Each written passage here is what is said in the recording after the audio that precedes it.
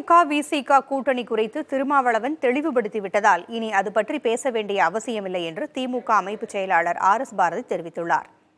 இரு கூட்டணிக்கிடையே நீடிக்கும் சர்ச்சை தொடர்பாக புதிய தலைமுறைக்கு அவர் அளித்த விளக்கத்தை பார்க்கலாம். திருமாவளவன் தெளிவாக சொல்லிவிட்டார்.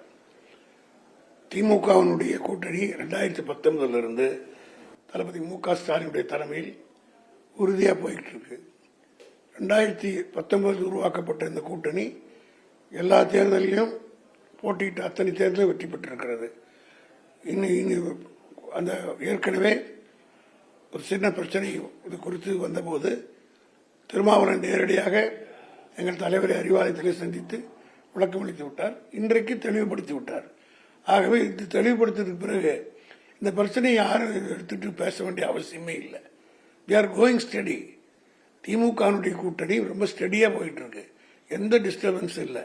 2019 நீங்க எடுத்துக்கிட்டீங்கன்னா இந்த கூட்டணியில் இருக்கவங்க எல்லாமே இருக்கிறாங்க, அடிஷன் தான் வந்திருக்க, மைனஸ் ஆகல. அதனால இது வெற்றி அணி, வெற்றிக்கு மேல் வெற்றி. அதனால இந்த அணியில எந்த விதமான டிஸ்டர்பன்ஸ் வராது. அப்படி யாராவது நினைச்சாலும் அது நடக்காது.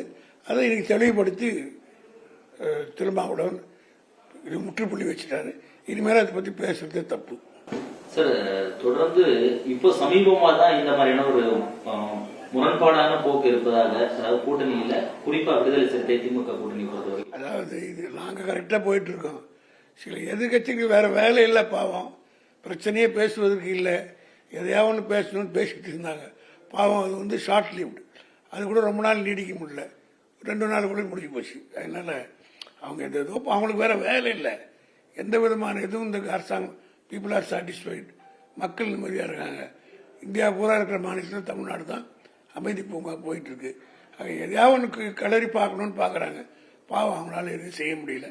அவங்க நினைக்கிறது ஒரு 2 நாளுக்கு மேலே நீடிக்க மாட்டேங்குது, அவ்வளோதான். சரி, இப்போ திருமாவளவன் அவர்கள் ஆதரவு நடவடிக்கை எடுப்புன்னு சொல்லி இருப்பதனால இப்போ திமுக இதை அப்படியே அது அவங்க விவகாரங்க, நாங்கள் எப்படிங்க சொல்ல முடியும்?